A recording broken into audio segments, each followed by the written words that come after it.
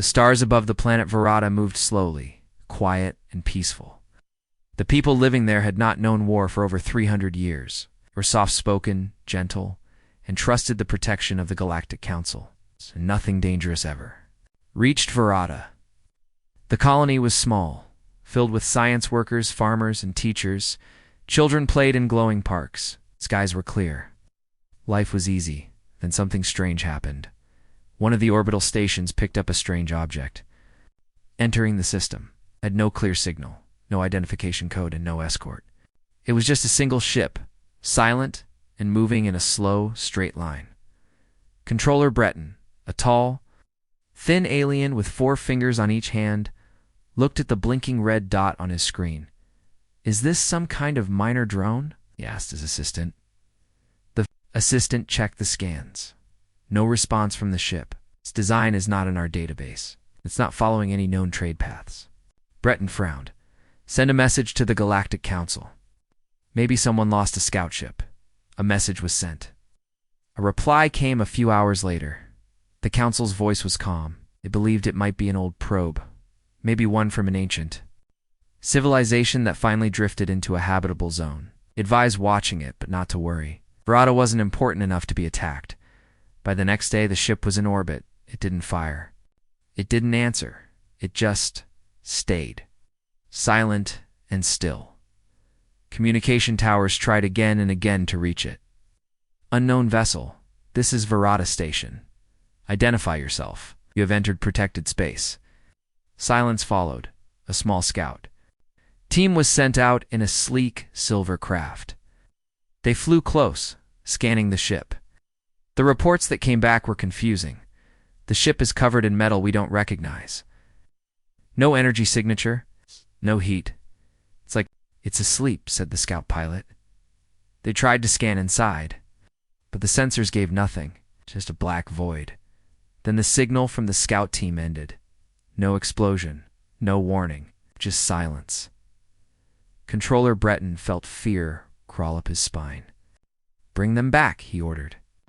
But no one replied. He sent a second team, larger, with more protection. Their signal vanished within minutes too. Breton looked at the black shape above the planet and felt something ancient stir in his heart. Fear. One of the older members of the Council on Verada, a historian, spoke that night in the emergency chamber. "There. Our old stories," she said, her voice shaking. "Stories of creatures who came from a blue world. A death world. A place so cruel and hard that only the strongest survived. They were called humans." Everyone laughed at first. Humans. They were just a myth, a war species from long ago. They were said to be extinct, wiped out by their own battles. But the historian didn't laugh. "I saw them once," she whispered. "In my youth, when I traveled far, they weren't gone. They just disappeared into the dark." The room went silent. Later that night, bright streaks fell from the sky. Not fire, not weapons shuttles. They landed without permission. The city's alarms screamed. Soldiers, though rarely used, were called out. They surrounded one of the landed craft, weapons pointed. The door opened slowly. A single figure stepped out. Tall, 2 arms, 2 legs, a helmet over its face. It wore armor that looked old and worn but strong. The surface of the armor shimmered, as if it had seen stars no one else had. The soldiers shouted commands. "Identify yourself." The figure said nothing. Then it lifted one arm. It's not to attack, but to show its hand. 5 fingers. A gasp ran through the line of soldiers. "It's human," one of them whispered. The figure looked at them. Then, in a voice like thunder through a whisper, it said just one word: "Forgotten." Before anyone could speak again, the helmet shut and the figure walked back inside the ship. The door closed. The ship rose slowly into the air and vanished. Into the clouds, Verda's Council called the Galactic Council again, this time with panic in their voices. "We need help." Now, the response from the Council was delayed. Meanwhile, across the quiet planet, more black ships were seen. Not hundreds, just a few. But they moved like ghosts. One moment on the scanners, the next they were gone. People stopped going outside. Children were kept indoors. Patrols went missing. No explosions, no sounds. Just gone. Then, the main satellite tower shut down. No attack, no damage. It just stopped working. Controller Breton stood in the main command center, staring at the quiet screens. "They're not attacking," he said. "They're studying us." The historian stood beside him. "No," she said quietly. "Already know us. They're reminding us who they are." Far above, in the black of space, more ships arrived. This time their shapes were different, sharper, larger. Not just scouts, a fleet, no banners, no demands, only presence. The Deathworlders had come, and Verada would never be the same again. The news of Verada spread fast. Every major world in the inner systems had heard it by now. The silent ships, the black armored figure, the vanished patrols. And that one word, forgotten. But in truth, no one truly believed it yet. Most galactic leaders thought Verada had simply run into pirates or smugglers with old war tech. Others believed the colony had fallen into panic over a sensor glitch. The galactic cruiser Valor Trail was sent to investigate. It was an older ship, but still armed with plasma batteries and auto-defense drones. Its captain, Gelner Vaz, had served for 60 years and had seen border conflicts and pirate raids. He didn't believe in myths, Deathworlders. He scoffed. There's no such thing. They probably found a damaged cargo ship and scared themselves. But the moment they reached Verada's orbit, everything changed. The Valar Trail picked up nothing. No local signals. The orbital stations weren't responding. The surface looked peaceful. Too peaceful. No heat signatures, reported the ship's scanner officer. But buildings are intact. Power's still running. It's like the colony is asleep. Captain Voss frowned. "Launch a recon drone."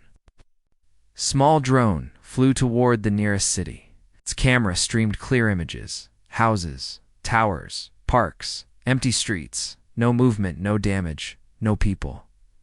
"Where are the citizens?" asked the first officer, confused. The drone turned a corner. There, on the wall of a government building, words were burned into the metal. "You abandoned us." Everyone in the control room went silent. The drone moved deeper into the city. Suddenly, its feed glitched, then froze. "Lost another," ordered VAs. The second drone lasted less than a minute. Static. The crew began to whisper. Tension filled the air. "They're watching us," someone said. "Nonsense," Voss snapped. "There's no proof of that." But deep down, even he felt it. The crew sent a landing party of 20 trained soldiers, led by Lieutenant Halen, to investigate the surface.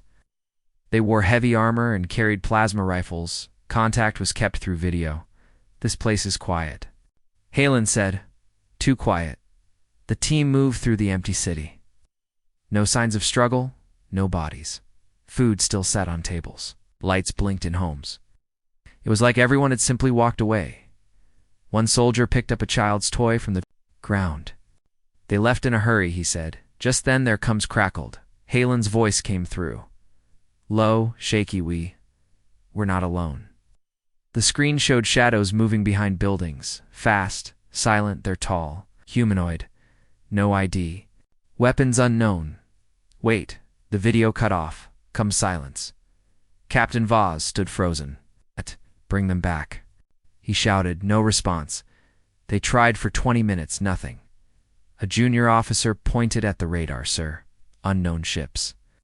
6 of them, surrounding us. Raised shields. Sparked. The Valor Trail powered up, but the enemy ships didn't. Fire, they just floated. They're black, quiet, still. "Send a warning," Voss said. No answer. Fire, a warning shot. A single plasma beam was fired near one of the unknown ships. No reaction? "What kind of ships are those?" he asked. The tech team scanned them. "They're using metal we've never seen. Their engines are off. They're just drifting." "How did they get here?" No one answered. Then the main screen changed. A message came through audio only. A deep voice spoke in perfect, galactic common. "Your time of silence is over. Then the screen showed footage. Real footage, it was old. Grainy, but clear. It showed humans, war-torn, left behind on ruined planets. Trying to contact the Galactic Council, ignored. Then it showed human ships fighting off dangerous alien. Threats alone, surviving. And then it showed something terrifying. An army of humans in dark armor, training inside. A red-lit ship. Earthsesses. Their faces were hard, focused, quiet. Weapons old and dented, but deadly. The message ended. Then silence again. Captain Voss stood still, sweat on his brow. What do they want? Someone whispered. Maybe revenge, someone else said. Or maybe Voss replied slowly. They want us to understand what we left behind? He gave the order to retreat, but the engines didn't respond. We're locked out, the engineer said, shocked. We've lost control of our own systems. The lights dimmed. An emergency lighting kicked in. A new signal was detected. Boarding party incoming. Prepare to fight, shouted VAS. Soldiers took positions near the airlocks, but no one came. Through instead, the door opened silently, and a single figure walked in. Tall black armor, his helmet glowing faintly. He looked around slowly. Then he placed a small cube on the floor. It lit up and projected a message. We don't seek war, but we will not be ignored again. The figure turned and left. The ship's systems came back online. The unknown ships drifted away into the dark. Captain Voss sat down slowly. He had seen many things, but this was something else. Send a report to the council, he said quietly. The humans have returned, and they're nothing like the stories. The Galactic Council chamber had not been this full in decades. Representatives from over 80 species sat in silence. Some looked nervous, others confused, and a few still didn't believe the reports. Floating screens above them replayed. The footage from the Valor Trail, the silent human ship, the soldier in black armor, and the message they left behind. We don't seek war, but we will not be ignored again. Out, Counselor Nerol. A wise old being from the Lanthus race stood up slowly. Ah, his voice shook as he spoke. I was young when humans were last mentioned in this room. Back then, we thought they were just noise. Too wild, too different. They were denied entry into the Alliance, and then we simply forgot them. A soft murmur spread in the room. You mean, one delegate asked, they've been out there? Watching us, all this time? They survived, Nerel replied, in the deep zones of space. Without help, without trade. On Deathworlds. The word Deathworld carried weight. It meant planets too harsh for most life full of storms, radiation, toxic air, wild predators. Only the strongest beings lived there, and humans came from one. Counselor Reishin, from the high worlds of Taldaros, stood next. How can a species from a forgotten planet suddenly disable a cruiser, jam systems, and board without being seen? They adapted, Neril said, while we grew soft. The head counselor, a tall silver-skinned being named Zelthorn, called for quiet. We must act. Panic will spread. Our citizens are already asking questions. They think we've hidden the truth. Have we? Someone asked. A long silence followed. Finally, Zelthorn gave the order. Send our best ambassadors. We will. Ask the humans for a meeting. Peace must be possible. Meanwhile, in a hidden region of space, far from known routes, the human fleet gathered, the command ship and old. Massive warship rebuilt many times, floated like a giant in the stars. Inside, the human leader, Commander Alina Drake, stood before a wide screen showing the council's message request. They want to talk, said her second-in-command, Mason. Of course they do, Alina replied. They ignored us for centuries. Now they remember. Mason looked uncertain. Are we going to war? Alina shook her head. Only if they leave us no choice. She turned to the others. Prepare a location. A neutral asteroid base. Let's see if they've learned anything. 3 days later, the meeting was set. A small team of council ambassadors landed on a quiet asteroid base. They were surprised to see the humans had not decorated the place. There were no flags, no shows of power, just metal walls, clean floors. In silence, Then the doors opened. 5 humans walked in. Wore old armor, scratched and faded but strong. None smiled. Their eyes told stories of storms, loss, and fire. The alien ambassadors stood nervously. Alina Drake stepped forward. "You received your message." Counselor Sevitt, a soft-spoken alien with long eyes, nodded. We offer peace." Alina said nothing for a long moment. Then she spoke. "Your alliance watched us die. When Earth cried out, no one answered. When our colonies were attacked, you turned away. We asked to join, you said we were too dangerous." Counselor Sevitt lowered his gaze. "We feared you. You feared our will to survive," Alina said. "You thought comfort made you superior. But we lived through the cold, the dark, the silence. We became something else." Ambassador Thorell from the trade sector stepped in. "Please, we admit the past was wrong. We want to make it right. What do you want?" The humans looked at one another, Mason replied. "Respect," Lena added. "And for every species you abandon like us, open your eyes. There are others you've ignored." The council team exchanged looks. "So you're not here to rule?" "We don't need thrones," Elena said. "We need truth." Then she handed over a small box. "This holds records. It's everything the galaxy forgot, what we did, what we suffered, and how we survived." The meeting ended quietly. The council members left with heavy minds and heavier hearts as their ship flew back. They opened the box. Inside were files, images of humans fighting off entire invasions without help. Recordings of children growing up in radiation shelters. Footage of humans saving smaller alien groups abandoned by the Alliance. And a final message. We were not made to be feared. We were made to endure. Back at the council, the files spread. Quickly, many wept, watching them. Others grew angry at the council's silence over the years, and on dozens of worlds. People spoke the name human not with fear, but with respect, but not everyone was pleased. A powerful empire from the galactic east, known as the Drevuk, saw the humans as a threat to their control. Their leader, Lord Zarvek, slammed his fist on the table. "They dare walk back into our galaxy with pride?" he growled. "This is a challenge. They want war." His generals agreed. "We will strike before the council gets weak," one said. "Before more species follow the humans." Zarvek nodded. "Send a fleet. Burn their meeting base. Let them know who holds the stars." But the Drevok didn't know is that the humans were ready. They had waited centuries for peace, but they had trained every day for war. The Drevok war fleet was a terrifying sight. 30 heavy cruisers, 50 strike ships, and 5 carriers moved through the dark void like a burning storm. Their ships were larger than most in the galaxy, powered by old but brutal technology. Each one carried hundreds of trained soldiers, fierce, loyal, and proud. Lord Zarvek sat on the command deck of his flagship, the Bone Crown. He stared at the map showing the human fleet's last known location, an asteroid base near the neutral zones. "By the time the council finishes talking," he growled, "we will have crushed their hope." Generals cheered. But none of them had faced a Deathworlder before at the same time. Inside the asteroid base, Commander Alina Drake stood beside a large display, watching the Drevok ships approach. Mason, her second-in-command, spoke quickly.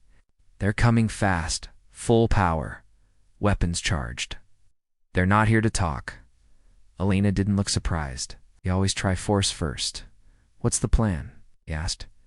"We show them," she said softly, "why we were forged." In fire, she turned to the fleet officers. "Activate phase shield protocol. Darknet all systems. And tell the outpost to evacuate. We don't want civilian casualties." Yes. The asteroid base went dark. No signals. No lights. Just rock and silence. When the Drevok arrived, they saw nothing. "Where's the base?" Zarvek asked. His tech officer pointed at the massive asteroid. "It's there, but there are no energy readings, no defense signals. Then destroy it." The Drevok ships opened fire. Hundreds of plasma blasts hit the rock for 5 minutes. The asteroid burned, dust and metal flew into space. Then silence. Zervek smiled. They were nothing but noise, he said. But then, something moved. A part of the asteroid shifted and opened. Inside, hidden under layers of rock and reflective shielding, a ship rose slow and silent. It wasn't big, it wasn't new, but it was human, the Grey Widow, a ship built in silence. Powered by old fusion cores armed with systems unknown to the galaxy. Its surface was dark and rough. Patches covered its sides. It looked like it shouldn't fly, but it did, and behind it. 3 more ships rose, the Iron Ghost, Vengeance 6, and Ember Thorn. What are those? The Drevik officer shouted. Scrap metal? Zarvek replied, laughing. He ordered his fleet to fire, but nothing hit. The human ships vanished, completely off scanners. Then came the first strike. 1 Drevik cruiser lit up from the inside. Fire shot through its engines. It exploded before anyone understood what happened. Then another ship lost control and spun wildly, crashing into a carrier. Panic spread through the Drevik fleet. Where are they? Zarvek shouted. His screen blinked. A message appeared. We learned in the dark, you shine too bright. Human ships reappeared behind the fleet. They used stealth tech combined with ancient war tricks, fake signals, signal jamming, energy masks. The Drevik were loud, proud and blind. The humans were silent, patient, and precise. Strike teams boarded key Drevak ships in seconds. No alarms, no warnings, just chaos inside. On the Bone Crown, red lights flashed. We've been boarded. Someone screamed. Zed stood, shocked. How? We're in the middle of space. A blast door opened. 2 humans in black armor stepped. Inside, no emblems. No words, just action. Zarvik's guards attacked. They fell fast. Zarvik tried to escape, but one of the humans threw a short signal disruptor. Everything around him froze. Screens, doors, lights. Alina Drake's voice came through a small device on the floor. You could have asked for peace. Instead, you chose pride. Zarvik's mouth was dry. He had never felt fear like this. The human team didn't kill him. They simply walked outside. The human ships pulled. Back not to flee but to send a message. They had one without needing numbers. The Drevik fleet was broken, half of it gone. The rest drifting, confused and damaged. As the Grey Widow disappeared into deep space, a message was sent to the entire galaxy. We don't destroy for glory. We defend what you left behind. We are Deathworlders. Endure. On peaceful worlds, aliens gathered in silence. Watching the footage, even those who doubted now understood. These humans were not wild monsters. They were forged by pain, sharpened by silence, and made strong by being forgotten. Back at the Galactic Council, the emergency meeting started before dawn. Counselor Norell stood before the room, holding the report of the Drevok defeat. 1 human fleet, he said slowly, defeated a force 5 times its size. They used no superweapons, just skill, planning, and patience. Zelthorn, the head counselor, leaned forward. What do they want now? New message came through. This time from Alina herself.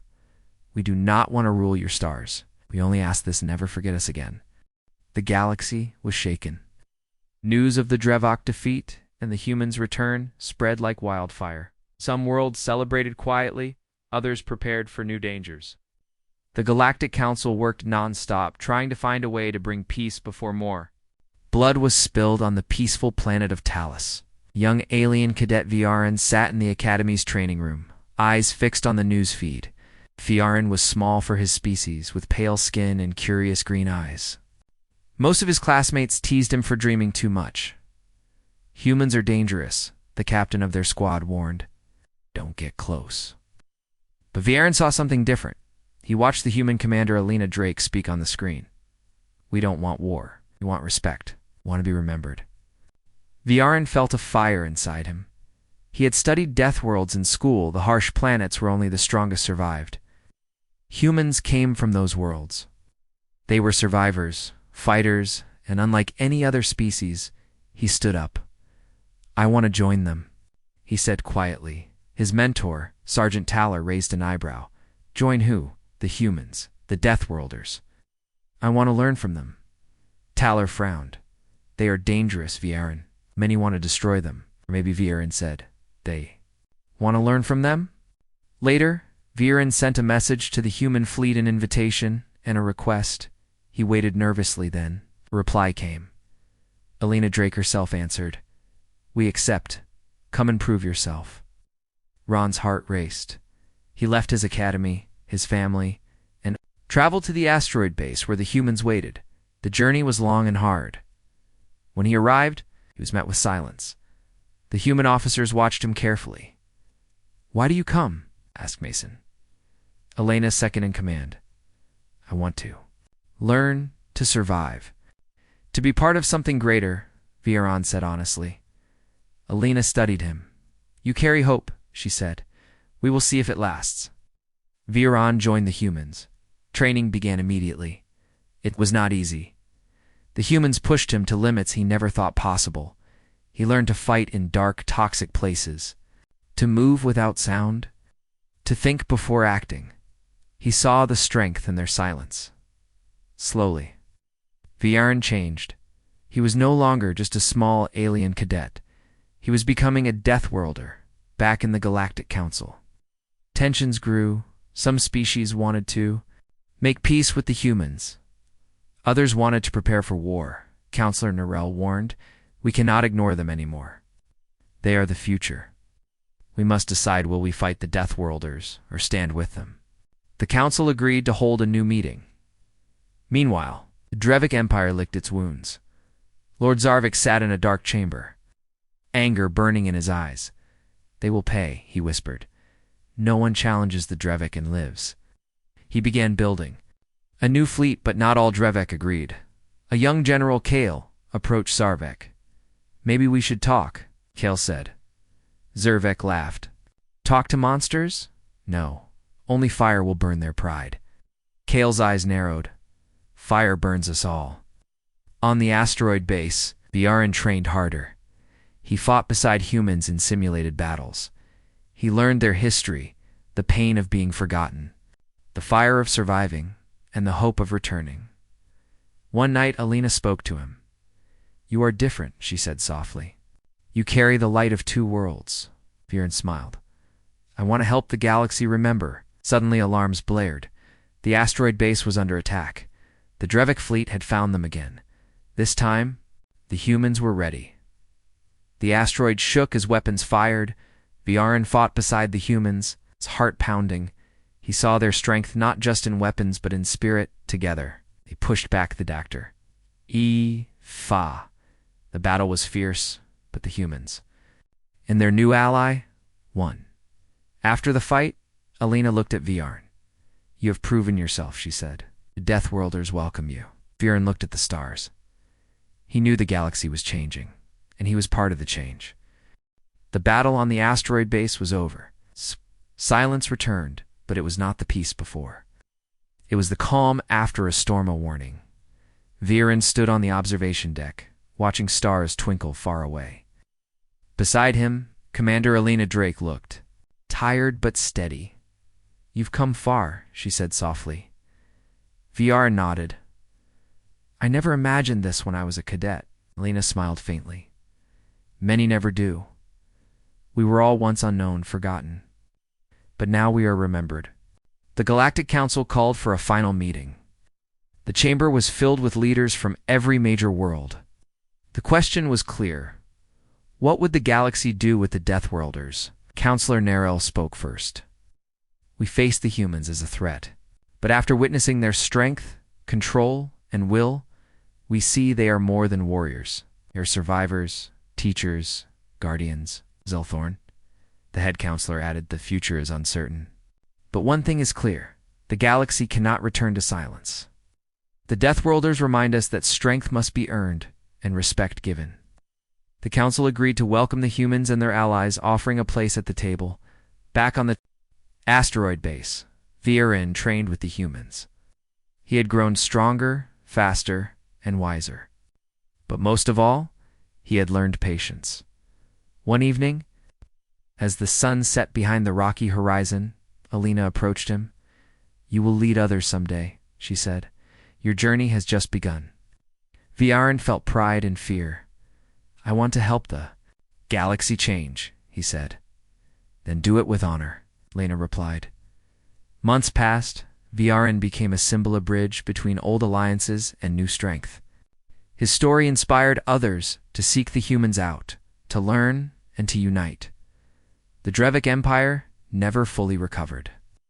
Lord Zarvek was gone, replaced by more cautious leaders. They watched from afar, wary but respectful. Human fleets traveled from star to star, not to conquer, but to protect. The galaxy learned to remember. And on a small, peaceful planet, a young alien child looked up at the night sky and whispered, "One day, I want to be a Deathworlder."